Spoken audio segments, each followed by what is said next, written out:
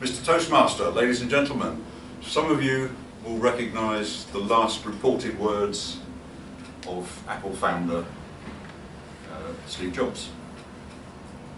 And we know those were his words because his sister told us in the eulogy at his funeral. And she said that Steve Jobs was lying in a particular room and all his family were around him. And he opened his eyes and he looked around slowly. And when he came to his children, his eyes, his gaze settled on them as though transfixed. Wow.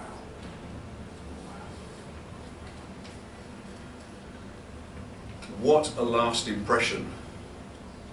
I would say indisputably, the people in the room will never forget that moment.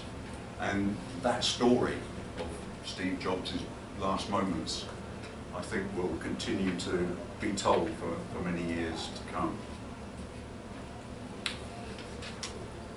Very often we talk about the importance of making a good first impression, but surely making a good last impression is even more important. So what about you? What will your last words be?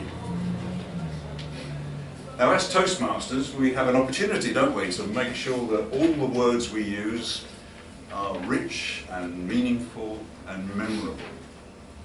And my challenge for this evening is for all of us to prepare and deliver every speech we make, really, as though it were our last.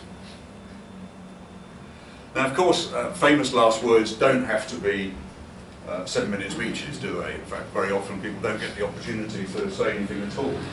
But some of them are very short, and I brought some along this evening. Oscar Wilde opened his eyes and looked around the room and saw the wallpaper. And Oscar Wilde said, "Either that wallpaper goes or I do."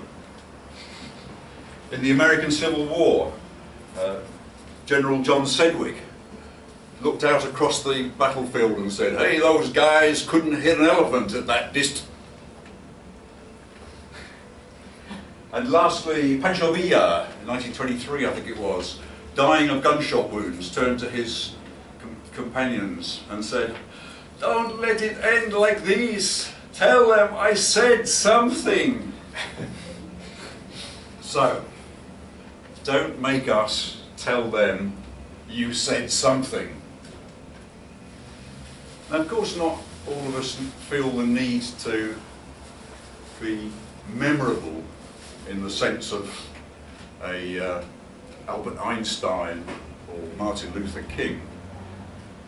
But think about, but still, make your last impression really powerful and lasting. So think about the people who mean most to you.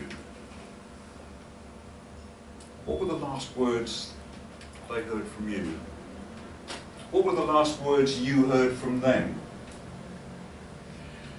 Sadly, I've lost too many dear friends and family members over the years, but I can remember their last words very, very clearly. And I repeat them over and over in my head. But all too often I feel the pain of the words I didn't hear, but I longed to hear, and the words I didn't get to say. About 15, 20 years ago now, I paid my father a surprise visit. And because it was a surprise, he was completely on his own, which was unusual at that time. I was a sales rep, so I had an opportunity to really, in between calls, went on, knocked on his door. And the conversation went something like this. He asked me how I was, and I said, "Very, very well. I've got a new job, you know, Dad." He said, "How's the family?" I said, "Oh, wonderful, wonderful. Yes, the wife is doing really well." I said, I said, "How are you? Have you got a job?" I said, "Yes, I'm working as a sales rep now." "Have you got married yet?" And the conversation went on and on just like that, because unfortunately, some years before he'd had a stroke and his short-term memory was just absolutely shot. So all those years, actually, he looked as good as ever, tall, handsome man. His voice was sonorous and powerful as ever, but we just couldn't communicate. We both left it too late to exchange, to say really what was in our hearts. And my greatest regret was that we didn't exchange the gift of words while they still had their full value.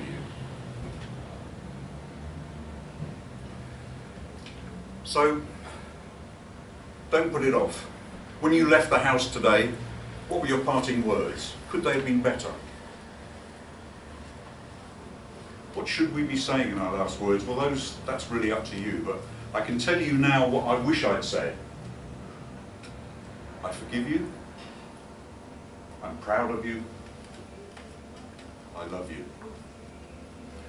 Too often we're bombarded these days, I think, with words from all sources, and it's sometimes hard to sort out something which really makes a powerful impression. But something happened quite recently. Some of you who watch television may have picked up on this.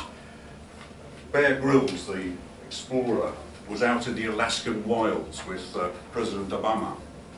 And in between doing all sorts of strange things that they do, Bear asked the president, what would you say to someone who would like to be a good president?